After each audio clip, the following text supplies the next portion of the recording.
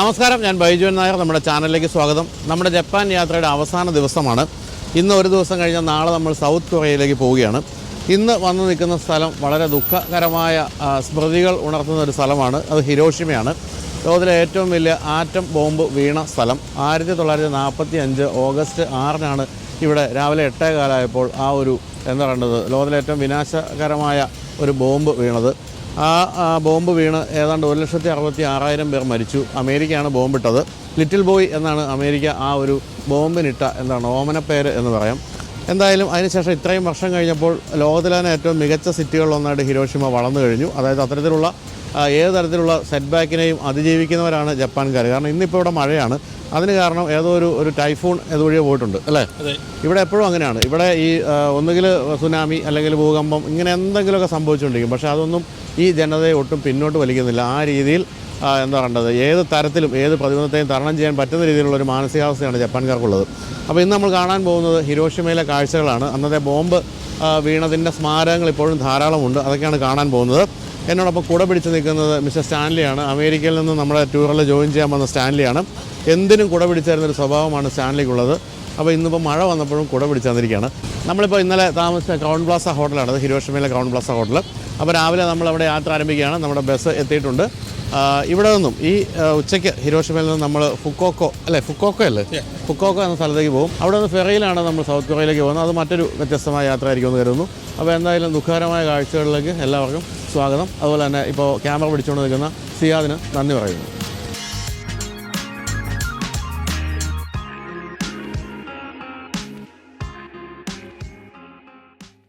ഹിരോഷിമയിലും നാഗസാക്കിയിലുമാണ് അന്ന് US സൈന്യം bomb വർഷിച്ചതെങ്കിലും ഏറ്റവും വിനാശകരമായ ബോംബ് വീണത് ഹിരോഷിമയിലാണ്.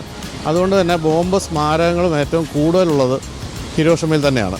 ഇതിപ്പോൾ ഹിരോഷിമ സിറ്റിയിലേക്കാണ് നമ്മൾ വരുന്നത്. അതിമനോഹരമായി സംവിധാനം ചെയ്ത സിറ്റിയാണ്. ഇപ്പോൾ നമ്മുടെ മുന്നിൽ കാണുന്നത് സൈക്കിൾ ട്രാക്കാണ്.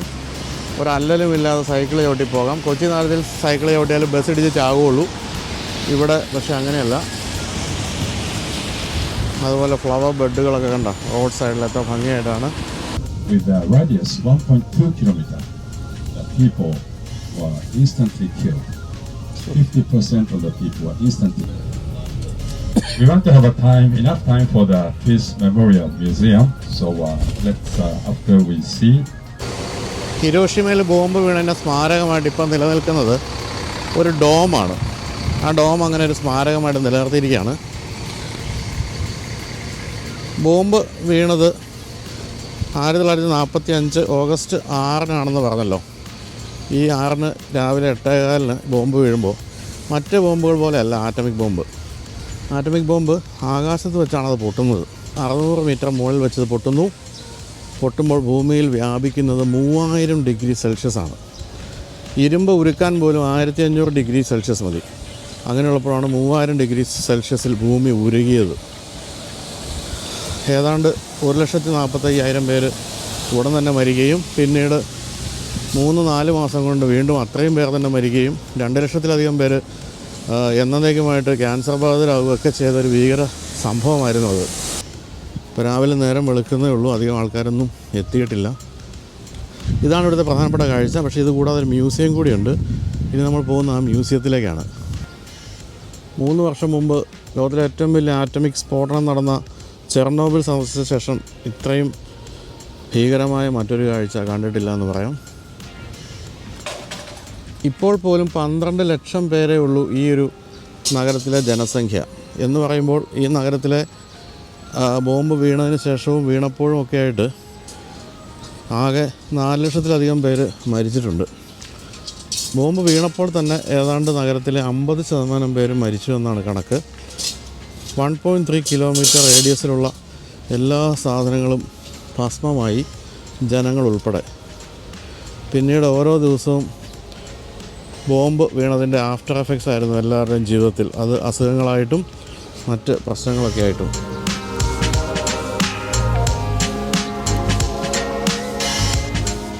നമ്മളിപ്പോൾ കാണുന്ന ഡോം ഒറിജിനലി ഈ ഒരു ബിൽഡിംഗ് ആയിരുന്നു. അതിൻ്റെ മുകളിൽ കാണുന്ന ഈ ഡോമാണ് ഇപ്പോൾ മേൽക്കൂര ഇല്ലാതെ കാണുന്നത്. ഇത് 1915 പണിത ഒരു ബിൽഡിങ്ങാണ്. ചെക്ക് ആർക്കിടെക്റ്റ് ജാൻ ലെറ്റ്സൽ എന്ന് പറയുന്ന ആൾ പണിതാണ്. ഇത് നടക്കുമ്പോൾ ബോംബ് വീഴുമ്പോൾ ഇതിനകത്ത് എന്തോ പരിപാടി നടക്കുന്നുണ്ടായിരുന്നു. അതിനകത്തുണ്ടായിരുന്നവരെല്ലാവരും മരിച്ചു. കെട്ടിടം പൂർണ്ണമായിട്ടും കത്തിപ്പോയി. ഇതിപ്പോൾ വേൾഡ് ഹെറിറ്റേജ് സൈറ്റാണ് ഈ ബിൽഡിങ്.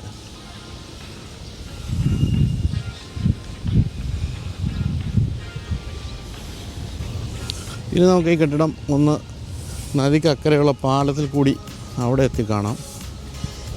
നമ്മുടെ ആളുകളെല്ലാം അങ്ങോട്ട് നടന്നു കഴിഞ്ഞു. മനുഷ്യൻ്റെ ഇച്ഛാശക്തിയെ ഒരു ബോംബിനും തകർക്കാനാവില്ല എന്ന് നമുക്ക് മനസ്സിലാകുന്ന ഇവിടെ നിന്ന് ഹിരോഷിമ നഗരം കാണുമ്പോഴാണ്. പൂർണ്ണമായിട്ടും തകർക്കപ്പെട്ട ഈ ഒരു നഗരം ഇപ്പോൾ വളർന്നിരിക്കുന്നുണ്ട്. അതിന് നടുവിൽ ആ ബോംബ് ബ്ലാസ്റ്റിൻ്റെ സ്മാരകമുണ്ടെങ്കിലും എത്ര പെട്ടെന്നാണ് മനുഷ്യൻ എല്ലാം പുനരുദ്ധരിച്ച് പുതിയ ജീവിതം തുടങ്ങുന്നതെന്ന് ഹിരോഷിമ നമ്മളെ പഠിപ്പിക്കുന്നുണ്ട്.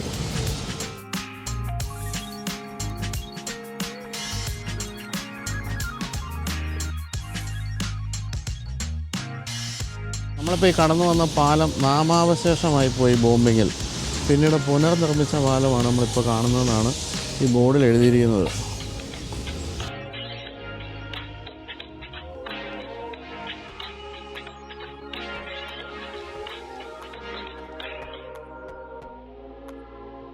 -3000°C ബോംബ് വീണപ്പോൾ ഈ പുഴയൊക്കെ മുഴുവൻ ഡ്രൈ ആയിപ്പോയി എന്നാണ് പറയുന്നത്.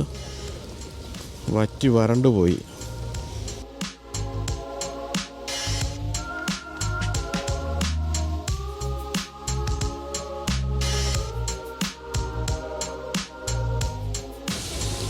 ഇനി ബിൽഡിങ് ബോംബ് വീഴുന്നതിന് മുമ്പ്, ബോംബ് വീണ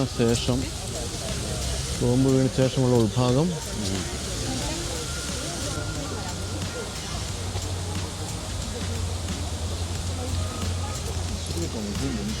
ഇവിടെ ഒരു യുദ്ധസ്മാരകം, ഒരു സമാധാനത്തിൻ്റെ മാലാഖ നിൽക്കുന്നു. ഹിരോഷിമയിൽ അങ്ങനെ നിൽക്കുമ്പോൾ നമുക്ക് പരിചയമുള്ള തരത്തിലുള്ള ഒരു കെട്ടിടത്തിൻ്റെ മേൽഭാഗം കണ്ടോ, ബുർജ് അൽ അറബിൻ്റെ ശൈലിയിൽ നിർമ്മിച്ച ഒരു ബിൽഡിങ്ങിൻ്റെ മേൽഭാഗം.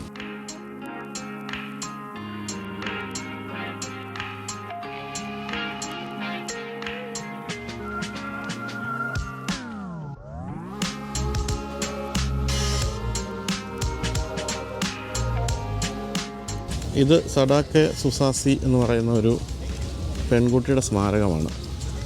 ഇവിടുത്തെ ഏറ്റവും ദുഃഖഭരിതമായൊരു കഥയാണത്. ഈ പെൺകുട്ടി ബോംബ് ബ്ലാസ്റ്റിൽ പരിക്ക് പറ്റിയെങ്കിലും മരിച്ചില്ല. പക്ഷേ 2-3 വർഷം കഴിഞ്ഞപ്പോൾ അവൾക്ക് ലുക്കീമിയ പിടിപെട്ടു. അത് ഈ ഒരു ആറ്റമിക് ബോംബിൻ്റെ ഫലമായിട്ട്.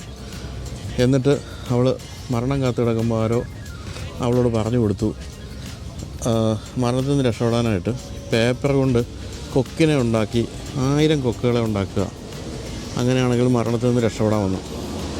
അവളത് മുഖവിലേക്ക് എടുത്തു എന്നാണ് പറയുന്നത്. അവൾ ആശുപത്രി കിടക്കയിൽ അങ്ങനെ പേപ്പർ കൊണ്ടുള്ള കൊക്കുകളെ ഉണ്ടായിക്കൊണ്ടേയിരുന്നു. പക്ഷേ 664 കൊക്കുകൾ ഉണ്ടായി കഴിഞ്ഞപ്പോഴേക്കും അവൾ മരണത്തിന് കീഴടങ്ങി. പക്ഷേ അവളുടെ ആഗ്രഹം സാധിക്കാനായിട്ട് കൂട്ടുകാരികളൊക്കെ വീണ്ടും പേപ്പർ കൊക്കുകൾ ഉണ്ടായിക്കൊണ്ടേയിരുന്നു. അങ്ങനെ അവളുടെ ഒരു സ്മാരകമായിട്ടിപ്പോൾ ഇവിടെ ലോകത്തിൻ്റെ പല ഭാഗങ്ങളിൽ നിന്നുള്ള ആൾക്കാർ നിർമ്മിച്ച പേപ്പർ കുക്കുകളാണ് ഈ കാണുന്നത്. ഇപ്പോൾ സമാധാനത്തിൻ്റെ ഒരു സ്മാരകം പോലെ ഇവിടെ ഇതിങ്ങനെ നിലകൊള്ളുകയാണ്. പീസ്.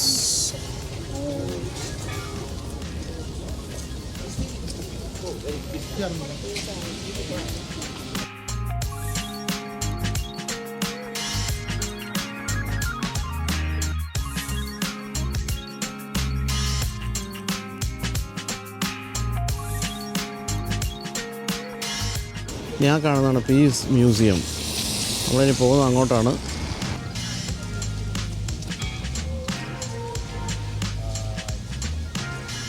ഇപ്പോൾ ഇവിടെ കത്തിക്കൊണ്ടിരിക്കുന്ന ഫ്ലെയിമിനൊരു കഥ പറയാനുണ്ട്.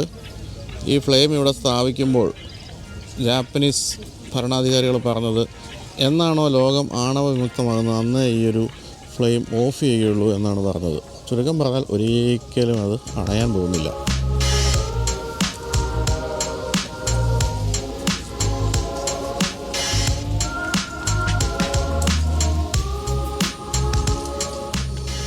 അപ്പോൾ ഇതാണിനി പീസ് മ്യൂസിയം. അങ്ങോട്ടാണ് നമ്മൾ പോകുന്നത്.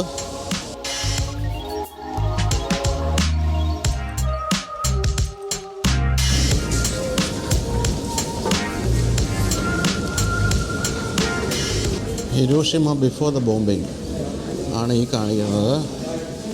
എത്ര മനോഹരമായൊരു സിറ്റി ആയിരുന്നു കണ്ടോ.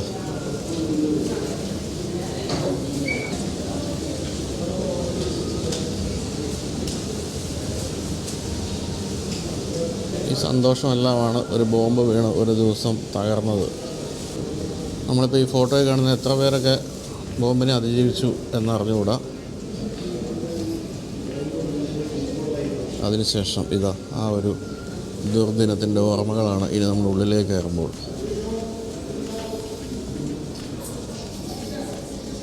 ഇതാ മുഴുവൻ തകർന്ന് തരിപ്പണമായി 3000 ഡിഗ്രി സെൽഷ്യസിൽ വെന്ത് ഉരുകിപ്പോയ നഗരം.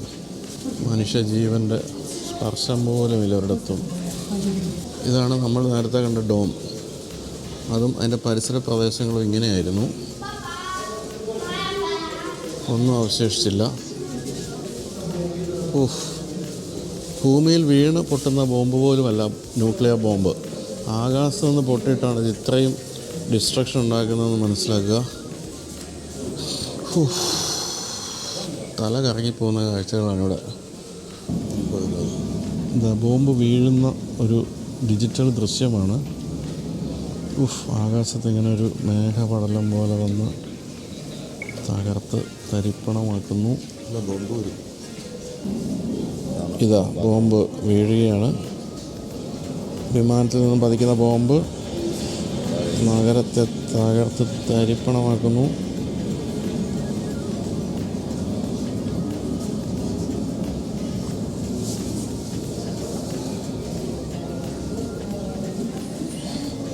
ലാവ പ്രവാഹം പോലെ പൊട്ടി.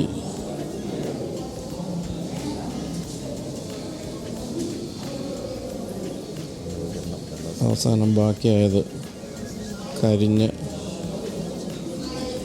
ഉണങ്ങിയ കത്തിപ്പോയൊരു നഗരം.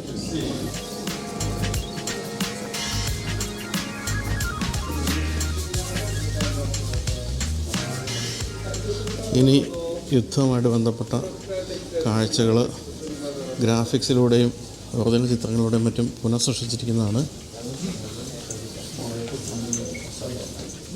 ബോംബിലെ ഇരുമ്പ് ചീളുകൾ മുഖത്ത് വീണ് തകർന്നു പോയൊരു പെൺകുട്ടി. Reality of the atomic bombing.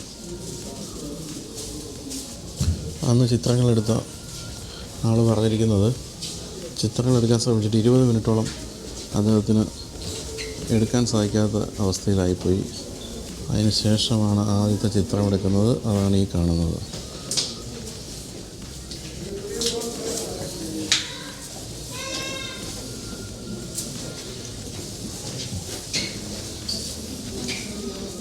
സംഭവം നടന്ന് ഏതാണ്ട് 3 മണിക്കൂറിനുള്ളിലെ ചിത്രമാണ്. ബോംബ് പൊട്ടുന്നതിൻ്റെ ഒരു ദൃശ്യം.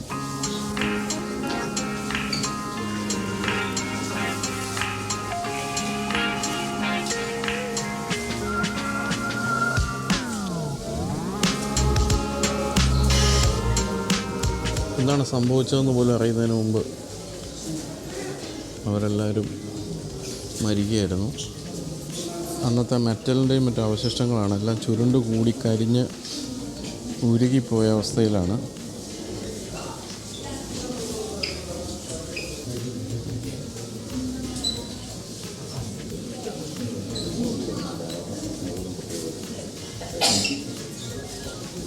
ഇവിടുത്തെ ഒരു ബ്രേവറിയിൽ പൊട്ടിപ്പോകാതെ നിന്നൊരു ചിമ്നിയാണിത്.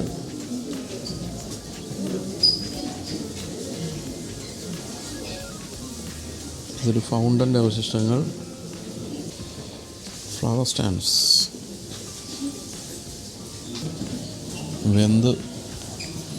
ബോംബ് സ്ഫോടനത്തിൽ വെന്ത് പോയ ആൾക്കാരുടെ വസ്ത്രങ്ങൾ. ബോംബിൽ തകർന്ന ഒരു സൈക്കിൾ ഉരുകിപ്പോയി.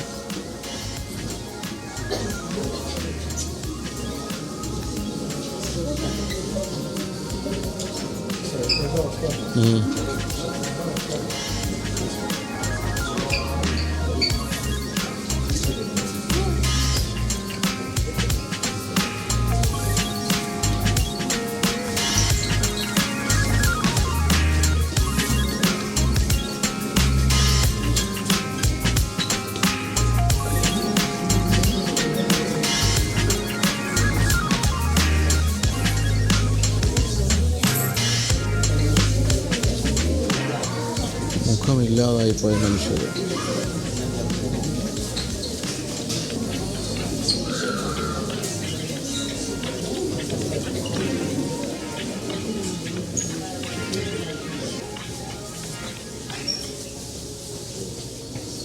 ആ സമയത്ത് കറുത്ത മഴ പെയ്തു. ദാഹിച്ച് വലഞ്ഞിരുന്ന ആൾക്കാർ ആ കറുത്ത മഴയിലെ വെള്ളം കുടിച്ചു. അത് റേഡിയോ ആക്റ്റീവ് മഴയായിരുന്നു. അങ്ങനെയും പലരും മരിച്ചു. ഉരുകി ഒലിച്ച് പാതിയായി പോയ ബുദ്ധപ്രതിമ. ദൈവങ്ങൾക്ക് പോലും രക്ഷയുണ്ടായില്ല.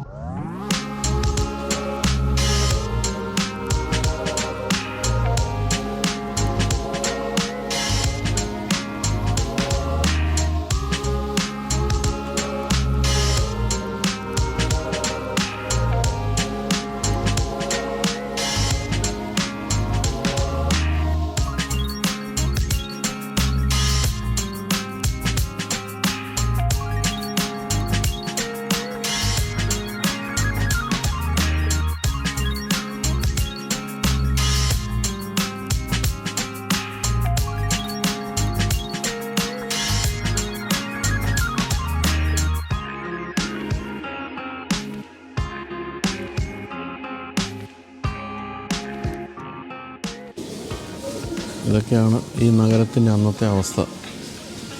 ഇപ്പോൾ ഈ ഒരു എക്സിബിഷൻ കാണിക്കുന്നത് എന്തുകൊണ്ട് ആണവ ബോംബുകൾ നിർമ്മിക്കാൻ പാടില്ല എന്നുള്ളൊരു എക്സിബിഷനാണ് ഇപ്പോൾ ഈ ഒരു സൈഡിൽ.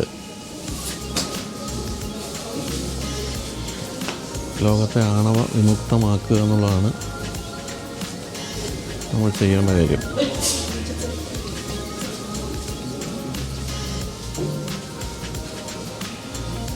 ആറ്റം ബോംബ് വീണ സമയത്ത് സാധാരണ പ്ലാസ്റ്റിക് ബോട്ടിൽ ഇങ്ങനെയായിരുന്നെങ്കിൽ അതിങ്ങനെയായിട്ട് മാറി.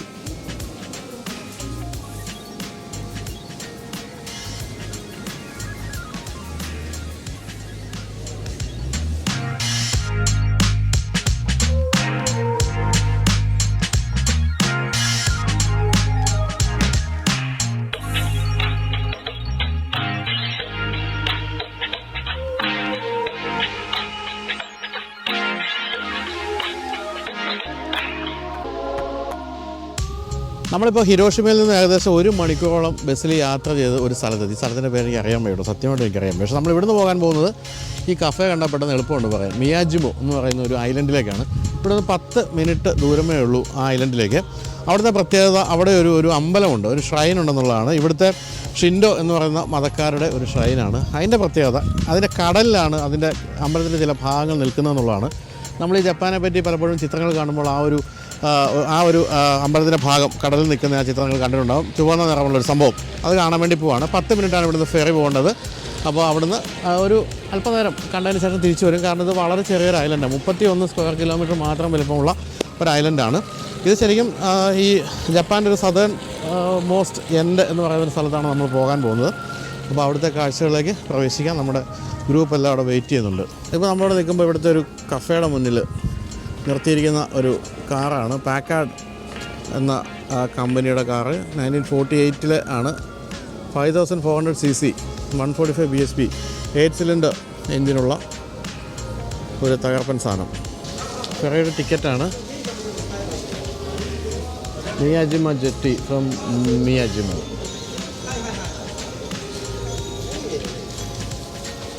$180 ആണ് ഒരു ടിക്കറ്റിന്.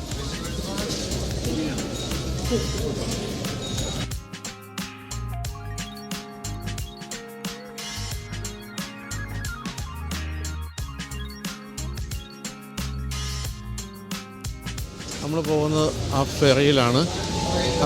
ഈ ഫെറിയിലാണ്. സാമാന്യം വലിയ ഫെറിയാണ്. ചെറിയ മഴ പെയ്യുന്നുണ്ട്, എങ്കിലും ആരും പേടിക്കണ്ട കേട്ടോ. ഞാൻ എന്നോട് തന്നെ പറയാണ്, ആരും പേടിക്കണ്ട. ഇത് ഫെറി ആയതുകൊണ്ട് ഇതിൽ കാറും കയറ്റും. അങ്ങനെ ഒരു കാറും കയറിയിട്ടുണ്ട്. ഇതാ സാധനം വന്ന് അടയാണ്.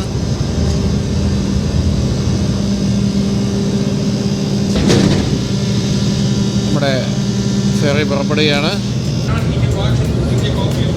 യാ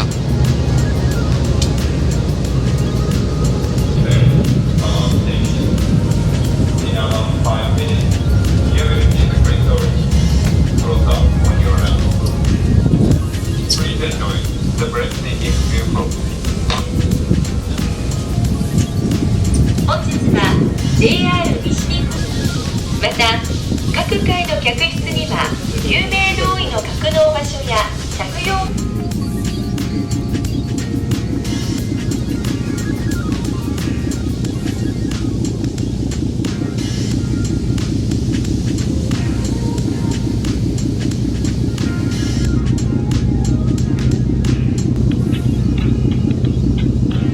ദൂരെ കാണുന്നതാണ് നമ്മൾ പോകുന്ന ആ ഷ്രൈൻ, ആ ടെമ്പിൾ. എൻ്റെ ആ ഒരു കമാനം കടലിലാണ് നിൽക്കുന്നത്.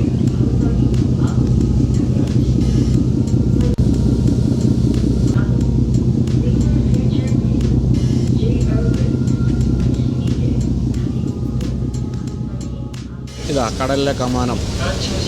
കുറച്ചുകൂടെ വ്യക്തമായിട്ട് കാണാം. നമ്മളിനി ഒരു 5 മിനിറ്റ് കൊണ്ട് അവിടെ എത്തും.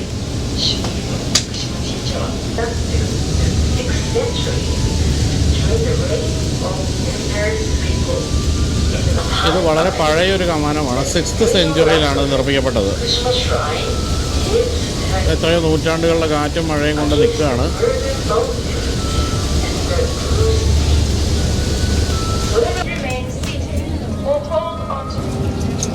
നമ്മളങ്ങനെ 10 മിനിറ്റ് കൊണ്ട് ജെട്ടിയിലെത്തി. ഇതാണ് ആ ബോട്ട് ജെട്ടി. ഇനി ഇവിടുന്ന് കുറച്ച് ദൂരം നടക്കണം നമ്മുടെ ഷ്രൈനിലേക്ക്. സാമാന്യം നല്ല മഴയാണ്. എന്നെ ആരെങ്കിലും കുടയിൽ കയറ്റുമെന്നാണ് എൻ്റെ ഒരു വിശ്വാസം. നമ്മുടെ കൂടെയുള്ള ആരെങ്കിലും നോക്കട്ടെ. ഇപ്പോഴും ധാരാളം ഷിപ്പുകൾ, ഫെറി ബോട്ടുകൾ വരികയും പോവുകയൊക്കെ ചെയ്യുന്നുണ്ട്. ഇവിടുത്തെ വലിയൊരു ടൂറിസ്റ്റ് അട്രാക്ഷനാണ് ഈ സ്ഥലം. ഈ ഏരിയയിൽ നിങ്ങൾക്ക് താമസിക്കാനൊക്കെ സ്ഥലങ്ങളുണ്ട്. ഇവിടെ ഒരു അക്വേറിയം ഉണ്ട്.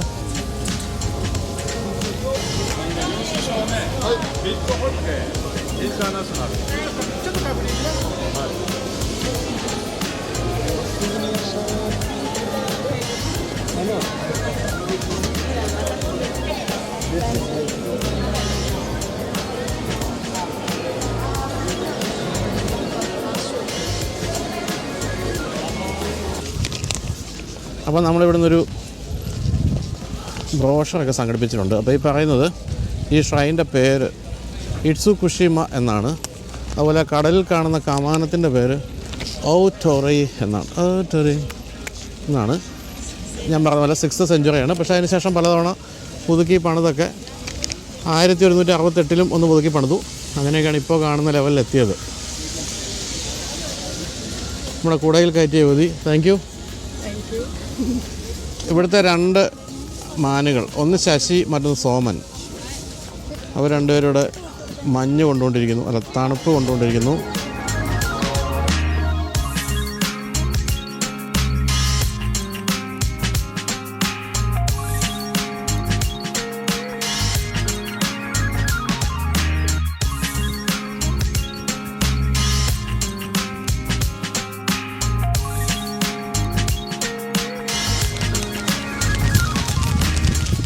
സ്വർഗത്തിലേക്കുള്ള പാത എപ്പോഴും ഇടുങ്ങിയതും വീതി കുറഞ്ഞതായിരിക്കും എന്ന് പറഞ്ഞ പോലെ അമ്പലത്തിലേക്കുള്ള പാതയും വീണ്ടും ഇടുങ്ങി തുടങ്ങി.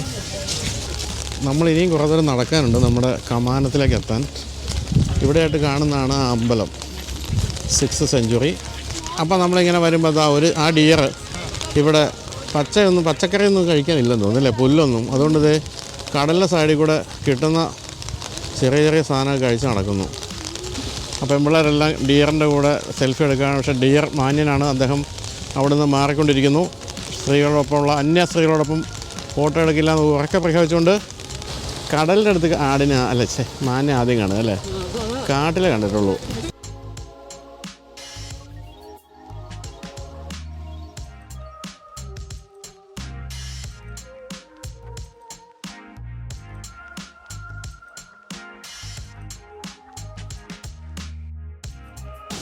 റെസ്റ്റ് എടുക്കുക, അത് നമ്മൾ അനുവദിക്കില്ല എന്ന് അത് ശല്യപ്പെടുത്താൻ പോവുക. എടാ ചക്കരെ ഇതാ. അപ്പോൾ നമ്മളിനി ആ ഷ്രൈനിലേക്ക് കിടക്കുകയാണ്, അമ്പലത്തിലേക്ക്. എൻ്റെ കവാടമാണത്.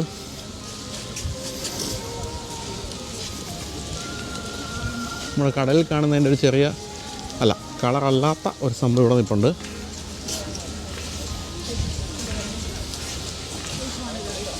ഇവിടെ കുറച്ചുകൂടി അടുത്ത് നമുക്ക് ആ സംഭവം കാണാം.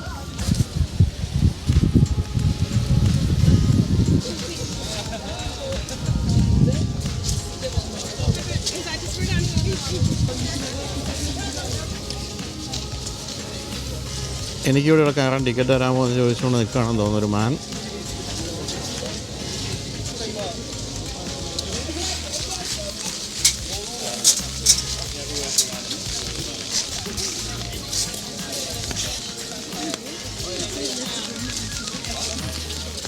നമ്മുടെ അമ്പലത്തിൻ്റെ മറ്റ് ഭാഗങ്ങളിലേക്ക് പ്രവേശിക്കുകയാണ്.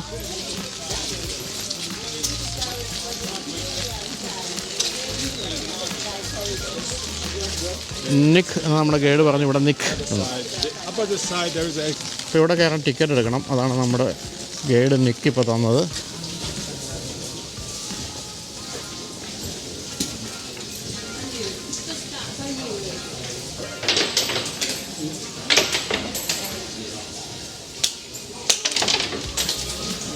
ബുദ്ധിസ്റ്റ് മതക്കാരുടെ ഏതാണ്ട് സമാനമായ രീതിയിലാണ് ഷിൻഡോ മതക്കാരുടെയും ഈ നിർമ്മാണ രീതികളും അമ്പലങ്ങളുടെ നിർമ്മാണ രീതിയും ഏതാണ്ട് പ്രാർത്ഥനാ രീതിയുമൊക്കെ. പക്ഷേ ഇവരധികവും പ്രകൃതി ശക്തികളെയാണ് ആരാധിക്കുന്നത്.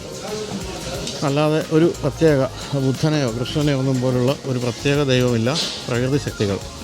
അതാണ് ഷിൻഡോ മതക്കാർ പ്രധാനമായിട്ടും പ്രാർത്ഥിക്കുന്നത്, അവരോടാണ്.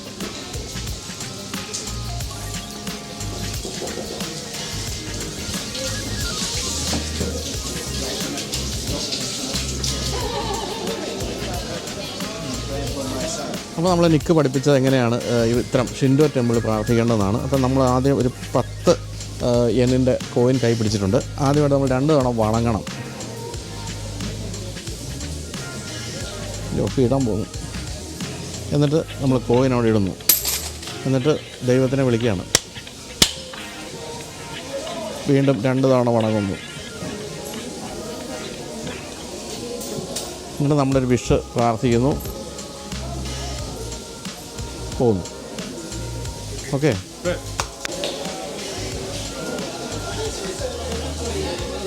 ഇവിടെ നിവേദ്യമാണെന്ന് തോന്നുന്നു, വെള്ളം വെച്ചിട്ടുണ്ട്.